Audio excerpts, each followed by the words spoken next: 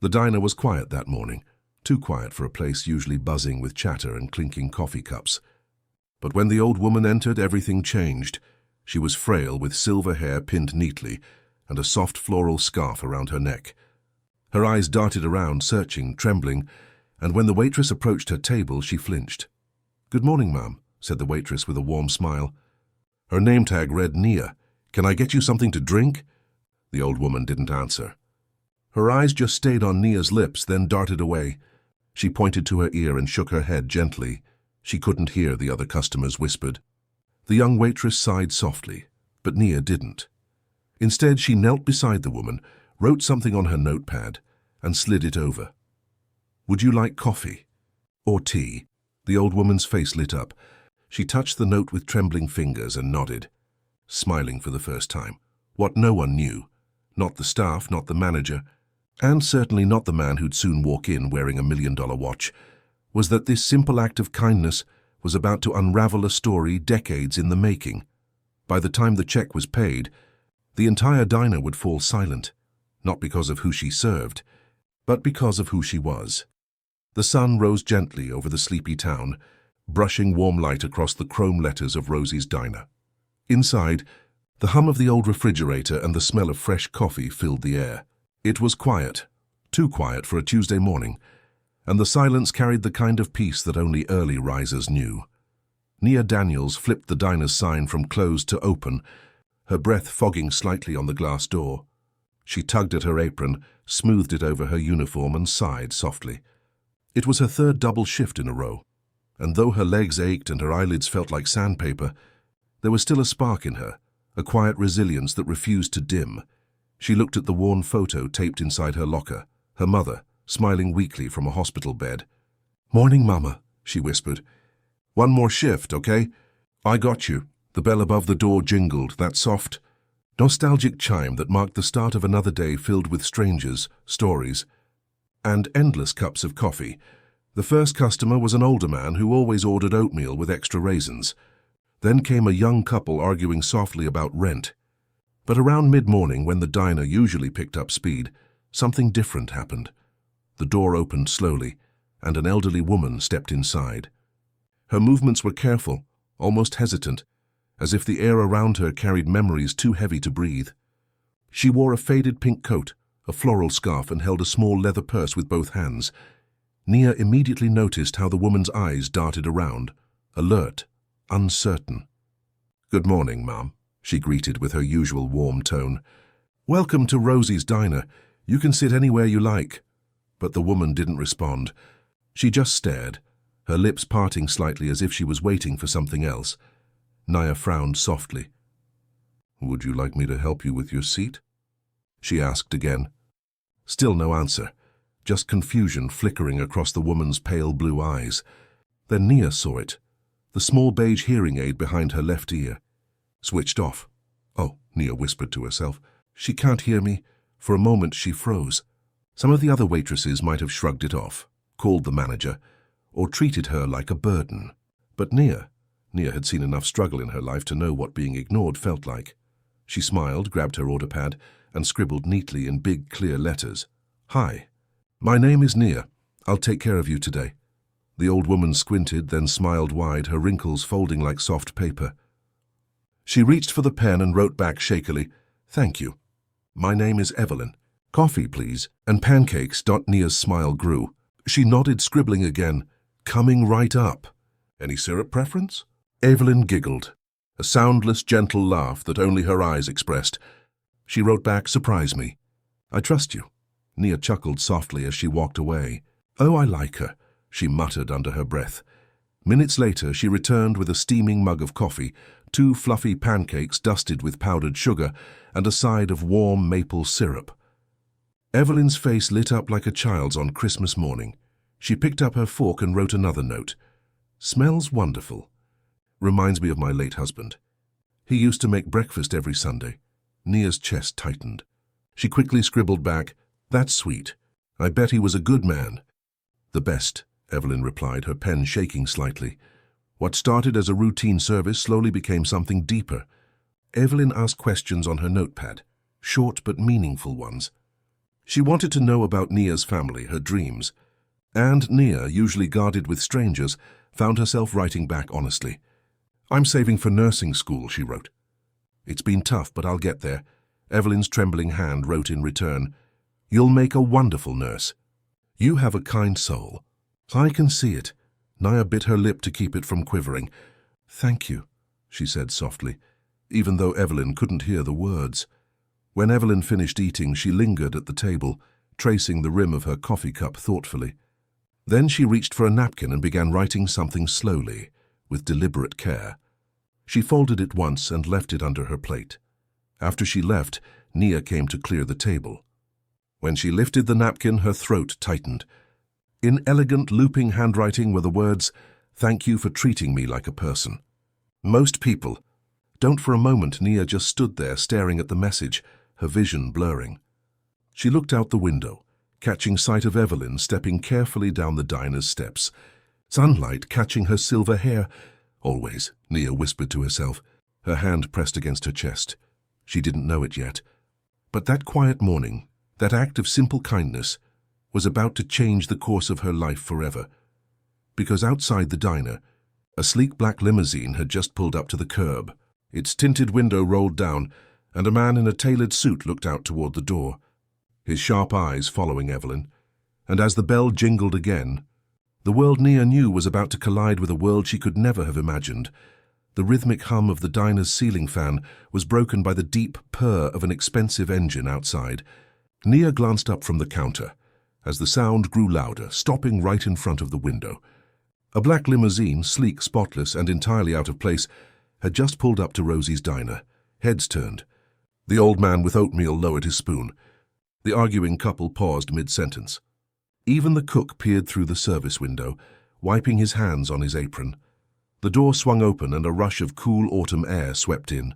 Standing at the entrance was a man who looked like he belonged in a boardroom, not a small-town diner. His suit was charcoal grey, his shoes shined to perfection, and his wristwatch glinted under the fluorescent lights. Nia had seen men like him before, always in a hurry, always looking at people like price tags. But there was something different in his eyes, a tension, a fear he tried to mask behind composure. When his gaze landed on Evelyn, the old woman sitting quietly by the window, his entire expression changed. The tightness in his jaw loosened. The coldness in his eyes melted into pure concern. "Grandma?" he said, crossing the floor quickly. His voice was low but firm, the kind of voice that didn't ask for attention, it commanded it. "You can't just wander off like that. We've been looking everywhere for you." Evelyn's eyes lit up at the sight of him, though she couldn't hear his words. She reached for him with both trembling hands, a smile curving her lips. The diner grew still.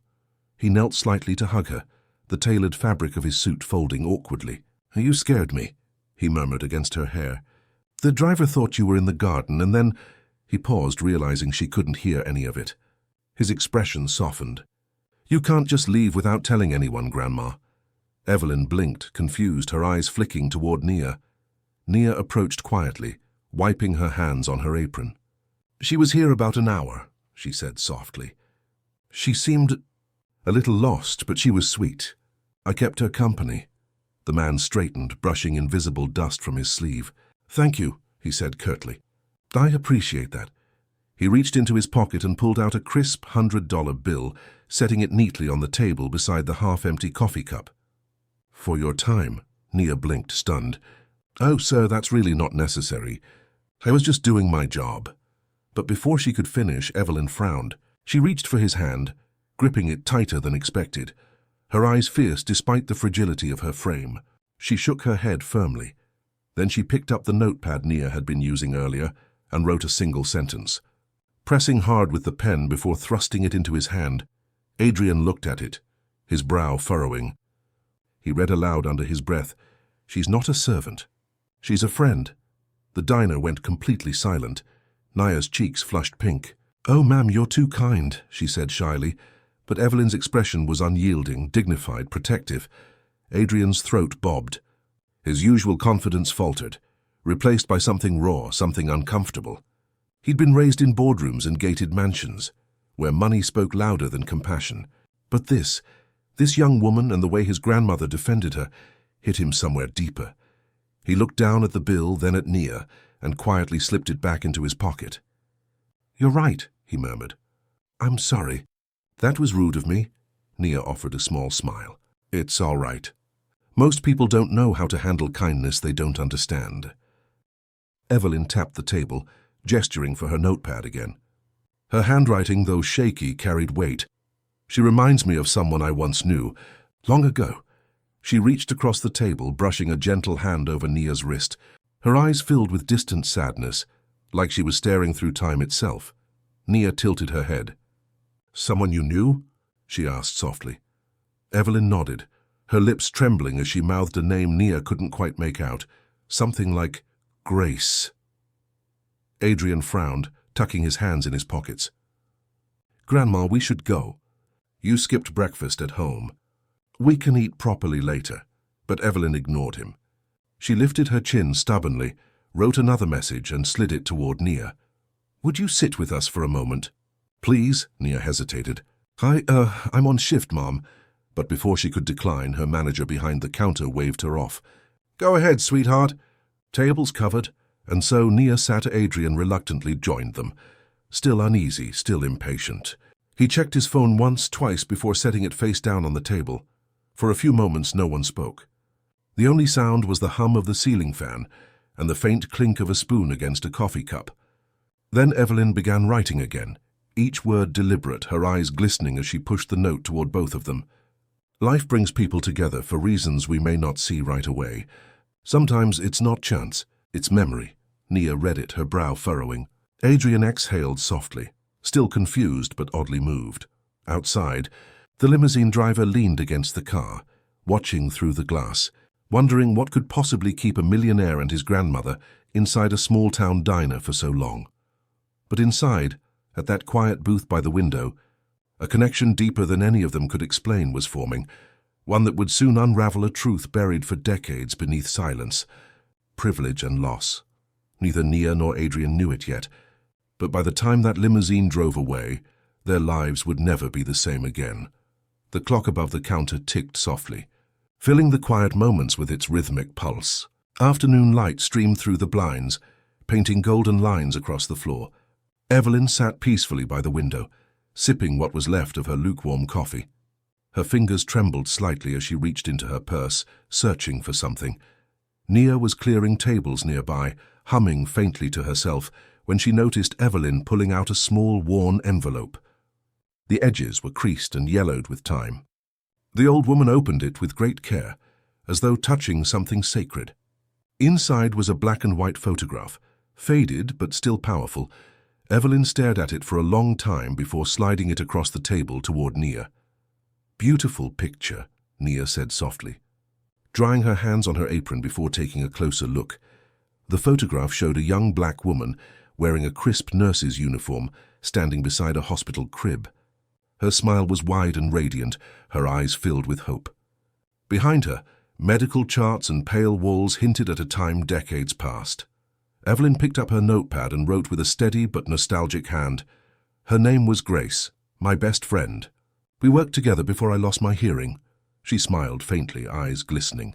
Then she tapped the woman's face gently, her fingertips trembling with emotion. "She disappeared one day. I always wondered what happened to her." Nia froze. For a moment she forgot to breathe. There was something in that photograph, something so familiar it made her chest tighten. The woman's smile, her eyes, even the tilt of her head. It was her mother. Evelyn continued writing, unaware of the storm rising inside Nia. "She used to hum old gospel songs while we cleaned the ward. She said music was her way of speaking to God. I loved her like a sister." Nia's voice shook. Did she ever talk about a daughter?" Evelyn looked up in surprise, her eyes flickering with curiosity. Then she nodded slowly and wrote again. "A little girl, yes. She was maybe 4. The day Grace left, she hugged me and said she'd name her daughter after me one day." The pen slipped from Nia's fingers. Her hands trembled so hard she had to grip the edge of the table. Her heart pounded, her throat tightening with disbelief. "My name," she whispered, her voice breaking. "My name is Nia Evelyn Grace." Adrian looked up from his phone, startled. "Wait, what did you say?" Nia couldn't look at him. Her eyes stayed locked on Evelyn's face, whose expression had gone pale with shock. The old woman's hands began to shake violently as she reached out, tracing Nia's cheek, her curls, her trembling hands. Her lips moved, and soundlessly, as tears began to spill down her wrinkled cheeks. Then her voice broke through years of silence, weak and cracking but filled with awe. "Grace's child?" Nia nodded, tears streaming down her own face now. "Yes, Grace Daniels was my mother. She passed away 2 years ago." For a long, aching moment, the world outside seemed to stop. The hum of the fridge, the chatter of the cooks, even the sound of traffic faded. There was only Evelyn, trembling, crying, whispering the same name over and over. "Grace, Grace." She reached for Nia and pulled her into a trembling embrace, sobbing silently against her shoulder. Her tears soaked through Nia's apron as the younger woman wrapped her arms around her in return, holding her as though she were a fragile part of her mother she'd just rediscovered. Adrian stood frozen, his usual poise shattered. He stared at them, at his grandmother weeping in the arms of a waitress, trying to piece together what was happening. "Grandma?" he asked quietly. You knew her mother?" Evelyn pulled back just enough to write on her notepad again, her tears smudging the ink. "Her mother was my dearest friend, the only person who stood by me when everyone else turned away. I thought I'd never see her family again." She looked up at Nia, her hands trembling as she cupped her face. "You have her eyes, her kindness. The world wasn't kind to her, but she still gave love freely." Nia's lip quivered. "That's what she used to say about you, before she got sick. She always talked about her friend Evelyn, the nurse who taught her to be strong when people judged her for the color of her skin." Adrian's breath caught. "Wait," he murmured, piecing it together. "You mean Grandma Evelyn? You were the Evelyn?" Evelyn nodded slowly, eyes filled with equal parts pride and regret. Adrian sat back, stunned. The realization hit him like a wave. His grandmother's best friend, the one she always mentioned but never found again, was the mother of the waitress sitting before him, the very woman he had dismissed moments ago. Evelyn reached into her purse once more and pulled out a second photo, a younger version of herself and Grace sitting together under a tree, holding hands, laughing. "We promised we'd grow old together," she wrote shakily, "but life separated us. Now God brought her daughter back to me." Nia couldn't stop crying. She held Evelyn's hands tightly and whispered through her tears, "I think my mom sent me here, to find you." Evelyn pressed her forehead gently against Nia's, and for a moment the world around them disappeared. Two souls, once divided by time, race, and circumstance, were reunited through compassion and fate. Even Adrian, who'd always seen life through numbers and deals, felt a lump rise in his throat. Watching his grandmother and this young woman cling to each other broke something open inside him, something he didn't know was missing. The diner staff, sensing the gravity of the moment, stood quietly, pretending to busy themselves, though some wiped away tears, and as the sun shifted higher in the sky, casting its light across that small booth by the window, the photograph, now lying between them, gleamed softly, as if Grace herself was smiling through the faded print. For several minutes no one spoke.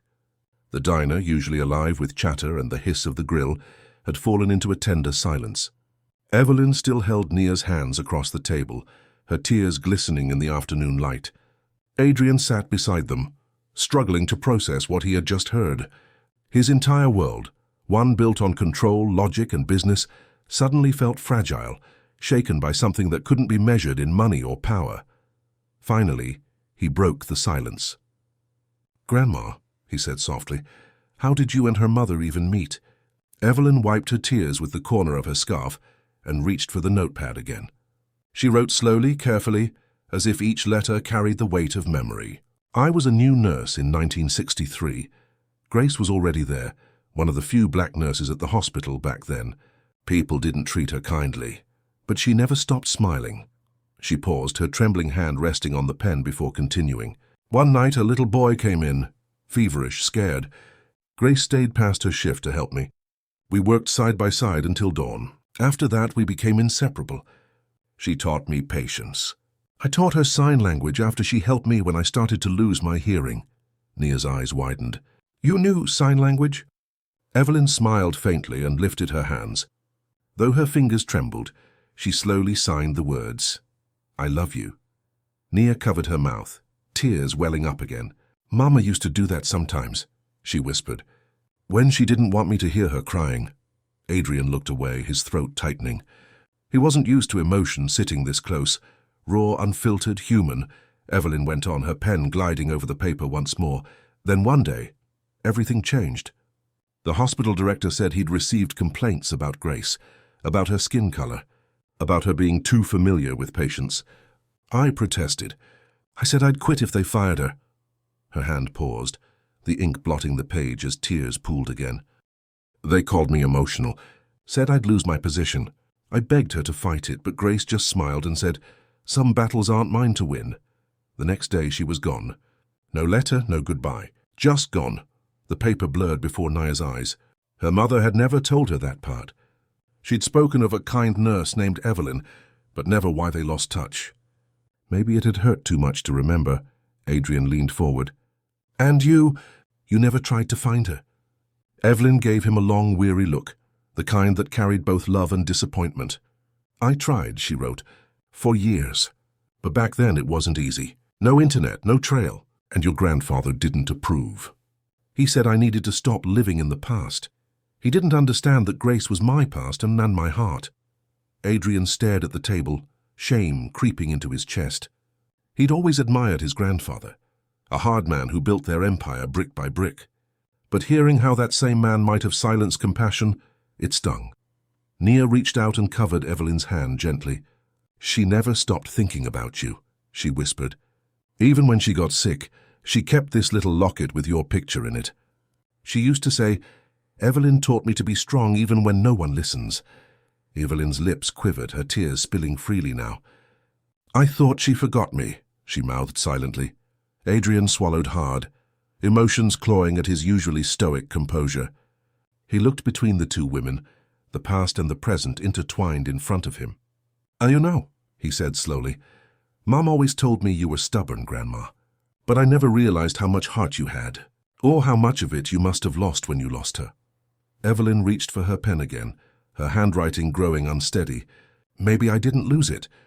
Maybe I just needed to find the peace Grace left behind." Her eyes lifted to Nia, and now she's sitting right in front of me. Nia's heart broke all over again. She squeezed the older woman's hand tightly. "I think God wanted us to meet," she said softly. "I wasn't even supposed to work this shift today. My co-worker called in sick." Adrian gave a small, breathless laugh, one filled with awe. Then fate really doesn't make mistakes. For the first time that day, all three smiled. Evelyn reached for her purse once more and pulled out an old journal, its leather cover cracked and faded. She slid it toward Nia with trembling fingers. "Grace helped me start this," she wrote. "It's full of letters I never sent. Every year on her birthday I'd write to her. Maybe you should have it." Nia hesitated, her hand hovering over the journal as if afraid to touch it. "Are you sure?" Evelyn nodded, eyes shining with quiet conviction. Nia opened it gently. Inside were pages upon pages of elegant handwriting, words of friendship, loss, gratitude, and love. On one page near the middle, written in slightly darker ink, were the words, "If I ever meet your daughter one day, I'll tell her how brave her mother was, and how much she changed me."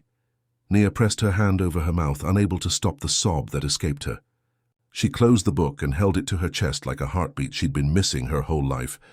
Adrian looked away, blinking fast, pretending there was something in his eye. He had come to the diner to collect his runaway grandmother, but now he realized she hadn't run away at all. She had been led here. Outside, the clouds began to gather. A soft drizzle tapped against the diner windows, the kind of gentle rain that felt like cleansing, as if the heavens themselves were washing away decades of pain. And inside, beneath the grey sky, three lives that had once been strangers were now bound by something deeper than blood. Truth, memory, and forgiveness. The next morning, sunlight poured gently through the diner's blinds, brushing golden stripes across the empty booths. Nia stood by the counter, refilling syrup bottles and humming a quiet gospel tune her grandmother used to sing on Sunday mornings. There was peace in her eyes, but underneath it, a fragile ache, the kind that lingers when truth meets pain. The bell above the door chimed softly. Adrian walked in, wearing no designer suit this time. Just jeans, a plain shirt, and eyes that looked like they hadn't seen sleep. He clutched a small framed photograph, the same one from last night. For a moment neither spoke. The air was thick with unspoken emotion, heavy but tender. Nia finally broke the silence. "You came back," he nodded slowly, his voice low. "I had to." He placed the photograph gently on the counter. It was the picture of his grandmother with her younger self, and the small smiling black girl beside her, Nia's grandmother. "My grandmother's diary," Adrian began, his voice trembling. "I read every page last night. She wrote about the little girl who used to bring her bread during the war. She called her my heartbeat of courage. She said that girl saved her life when she had nothing left but silence and fear." His voice cracked. "That girl was your grandmother, wasn't she?" Tears shimmered in Nia's eyes. She nodded slowly. "She told me about the woman who lost her voice, but never her heart. Said she found hope in her smile. I just never knew that woman was your grandmother." Adrian took a deep breath, emotion catching in his throat. "I've spent my life surrounded by people who wanted my money, my name. But yesterday when you spoke to my grandmother, no, when you signed to her, I saw something I hadn't seen in years. Compassion. The same kind she used to show when she raised me." He paused, searching for the right words. "You reminded her of someone she loved. You reminded me of what love looks like." Nia's lips trembled as she whispered, "Your grandmother's eyes. When she looked at me, it was like she knew, like she saw my grandma in me."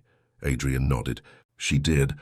Before she lost her hearing, before the world got too loud to bear, she told me, 'One day, kindness will come back to you in the face of a stranger.'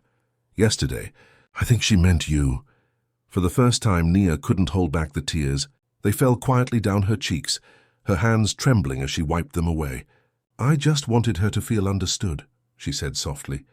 "I know what it's like to live in silence, even when your voice works fine." Adrian tilted his head gently.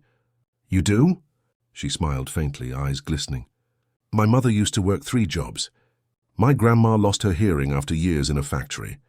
When I was little, nobody at school cared to learn how to talk to her. So I did. I promised I'd never let anyone feel invisible because of silence." The diner was quiet, except for the hum of the coffee machine and the sound of 2 hearts finally seeing each other. Adrian stepped closer. "You kept that promise. To her and to my grandmother." He hesitated for a long moment before speaking again. "Nia, I've been searching for people who care more about meaning than money. My company's been investing in communities, schools, accessibility, but something's been missing. I think I finally found it." Nia blinked. "What do you mean?" He smiled, but it was the kind of smile that carried sincerity, not charm. "I want to open a foundation in my grandmother's name, one that helps children with hearing loss and their families get the support they need. I want you to run it." Nia's eyes widened, her lips parting in disbelief. "Me, but I'm just—" "Don't say just," Adrian interrupted gently. "You're the only person I've met who understands what connection truly means. You saw my grandmother, not her wealth, not her silence, just her heart." For a moment Nia couldn't breathe. Her heart raced, her mind spinning with the weight of his words. "I don't know what to say," she whispered. Adrian looked down at the photograph between them, tracing the edge of the frame with his thumb. "Say yes." "Not for me, for them. For the women in this picture who believed love didn't need words." Nia looked at the photo again. Her grandmother's youthful face beside the woman who would one day raise a millionaire. 2 lives intertwined across generations, bound by empathy. She smiled through her tears. "Then yes." "I'll do it." Adrian exhaled, a wave of relief washing over his face. He reached across the counter, his hand hesitating for a moment before resting gently over hers. "Thank you, Nia."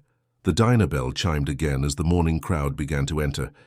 But for a moment time stood still around them, 2 souls linked by legacy and love, carrying forward a story that began long before they were born. As Adrian turned to leave, he stopped at the door and looked back one last time. "You were right yesterday," he said softly. "Some people talk loud but say nothing. You speak with your heart." Nia smiled through her tears. "And you finally listened." A year passed like a soft breeze, gentle, steady, but full of change. The small coastal town that once held a sleepy diner had begun to hum with something new. Right across from Marley's diner now stood a modest building with glass walls and a blue sign that read, "The Evelyn and Grace Foundation, where every voice matters." Inside, the laughter of children echoed through the halls, some speaking, some signing, all communicating with joy that needed no translation. The foundation had become a haven for deaf children and their families, offering classes, therapy, and love without boundaries. And at the heart of it all stood Nia, still humble, still radiant, her energy the pulse of the place. Her life had changed, but not her heart. Every morning she arrived early, just like she used to at the diner. She still brewed her own coffee, still hummed the same gospel tune her grandmother had taught her. But now, when she looked around, she saw walls filled with photographs, smiling children, teachers, families, and one framed image that meant the world. Her grandmother and Adrian's grandmother, side by side. Two women from different worlds, forever connected through kindness. One morning, as the foundation prepared for its first anniversary celebration, Adrian arrived, no longer the cold millionaire who once measured people by their polish, but a man softened by gratitude. He wore a simple suit and carried a bouquet of lilies, his grandmother's favorite. He found Nia in the main hall, helping a little girl tie her shoe. The child smiled up at her, signed a small thank you, and ran off to join her friends. Adrian watched, smiling. "You've built something extraordinary." Nia looked up and returned the smile. "We built it." "This was your idea." He shook his head. "No, it was my grandmother's faith and your heart." They stood for a moment, surrounded by the sound of laughter and soft chatter. Then Nia led him toward the small garden behind the building, a quiet spot shaded by oak trees, with a stone bench and a bronze plaque engraved with words in both English and sign language. "Love is the language that even silence understands." Evelyn and Grace Adrian traced the inscription with his fingers. His voice lowered. "I wish they could see this." Nia smiled gently. "They do. You feel it, don't you? When the kids laugh, when someone signs for the first time, we get that warmth. That's them." Adrian's gaze softened. "You sound just like my grandmother." She laughed softly. "Then I'll take that as the highest compliment." He reached into his coat pocket and handed her a small wrapped box. "This is for you." It belonged to her. Nia unwrapped it slowly, a delicate silver locket slightly tarnished with age. Inside was a black and white photograph. Evelyn and Grace as young women, holding hands and smiling, their eyes bright with hope. Nia's breath caught. "Oh my God. Adrian, this is—" "She wanted whoever reminded her of that friendship to have it," he said quietly. "She wrote that in her will. I didn't understand it then, but now I do." Tears welled in Nia's eyes. She touched the locket gently, her voice trembling. "I'll treasure it forever." They sat side by side on the bench, the afternoon sun warming their faces. Silence wrapped around them. But it was a peaceful silence, the kind that didn't need words to feel full. After a while, Adrian spoke again. "You know, I used to think success was about noise. Headlines, applause, big deals. But when I lost her, when I met you, I realized the loudest things in life aren't always the most meaningful." Nia smiled faintly. "And I used to think being small meant being unseen. But look at us now, your grandmother's story, my grandmother's kindness, both still echoing, still speaking." He turned to her, his voice low and full of emotion. "You've changed my world, Nia." She met his gaze softly. "Maybe we just reminded each other what love sounds like, even in silence." The wind rustled the oak leaves above them, almost like an unseen blessing. Children's laughter drifted from the foundation's open windows, bright and alive, proof that love never dies. It only finds new ways to be heard. As the sun began to set, the sky turned gold and crimson, and the two sat there quietly, hand in hand.